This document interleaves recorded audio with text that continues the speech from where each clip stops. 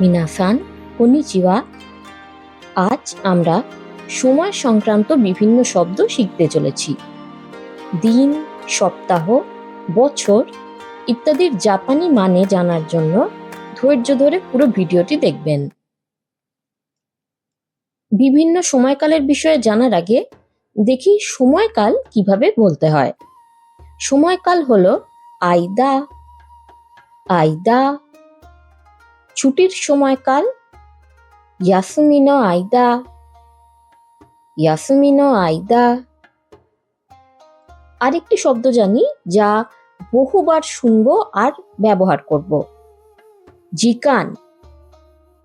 জিকান, যার মানেও সময়, তবে তোকি বোঝাতে নির্দিষ্ট একটি সময় বা মুহূর্ত বোঝায়, আর জিকান সময়ের পরিমাণকে বোঝায়।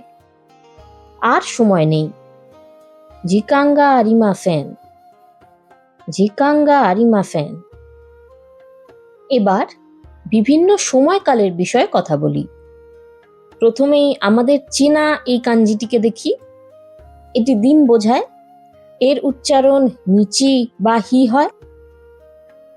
কখন নিচি উচ্চারণ করতে হবে আর কখন হি, সেটা আস্তে আস্তে অভ্যেস হয়ে যাবে। সাধারণভাবে বলা যায় যে নির্দিষ্ট কোনো দিন বোঝাতে হি উচ্চারণ করা হয়, আর দিন গণনা করার সময় নিচি উচ্চারণ করা হয়। সেদিন এই সিনেমাটা দেখেছি। আনোহি কোনো এ গাও মিমাস্তা। আনোহি কোনো এ গাও মিমাস্তা। আমি প্রতিদিন স্কুলে যাই। প্রতিদিন হলো মাইনিচি। মাইনিচি। মাইনিচি গাক্কোয়ে ইকিমাস। মাইনিচি গাক্কোয়ে ইকিমাস। সপ্তাহ হলো শু বা শুকান। শুকান। এক্ষেত্রেও নির্দিষ্ট কোনো সপ্তাহ বোঝাতে শু, আর সপ্তাহের সময়কাল নির্দেশ করতে শুকান বলা হয়। এই সপ্তাহে বাড়ি ফিরব। এই হলো কোনো, আর সপ্তাহ শু। ছোট করে এই সপ্তাহকে কোনশু বলা হয়। কোনশু ইয়ে নি কাএরিমাস। কোনশু ইয়ে নি কাএরিমাস।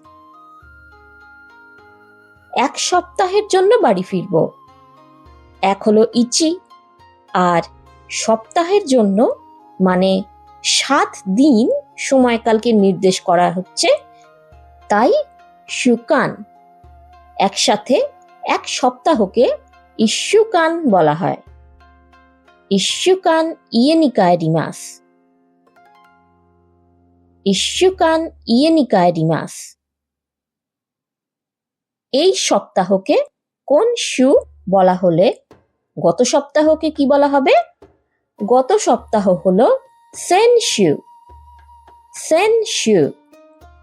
আর আগামী সপ্তাহ হলো রাইশু। রাইশু। মাস হলো গেতসু। এই মাস কোংগেতসু। কোংগেতসু। গত মাস সেনগেতসু। সেনগেতসু। আগামী মাস রাইগেতসু। রাইগেতসু। আচ্ছা, এখানে একটা কথা বলে রাখি। গয়ের উচ্চারণ যখন শব্দের মাঝখানে বা শেষে হয়, তখন গ উচ্চারণ না হয়ে কিছুটা ঙ উচ্চারণ হয়।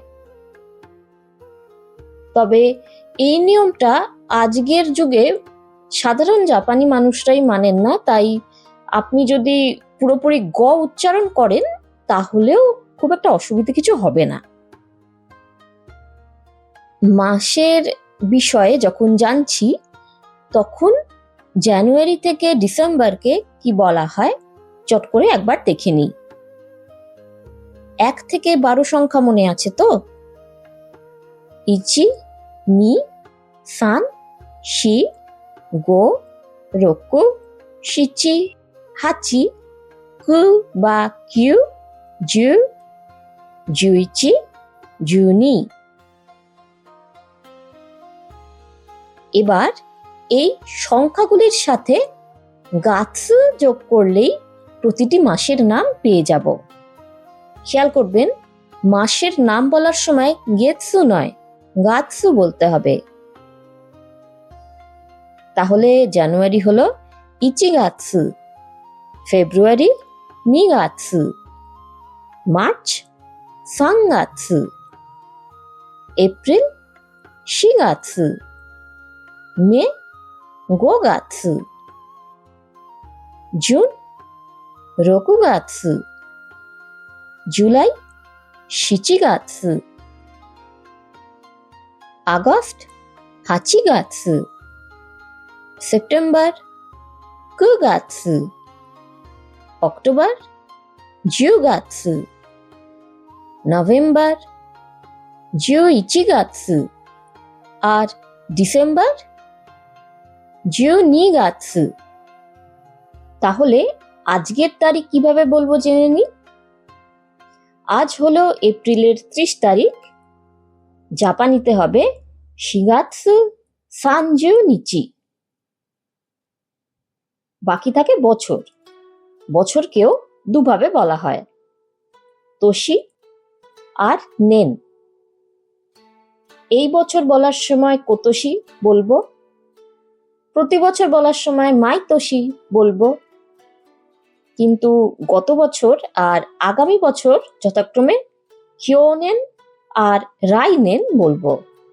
খেয়াল রাখবেন, গত বছরের সময় সেন নয়, কিয় বলতে হবে, কিয়োনেন। এটা কোন বছর? কোতোশি ওয়া নান্নেন দেসু কা?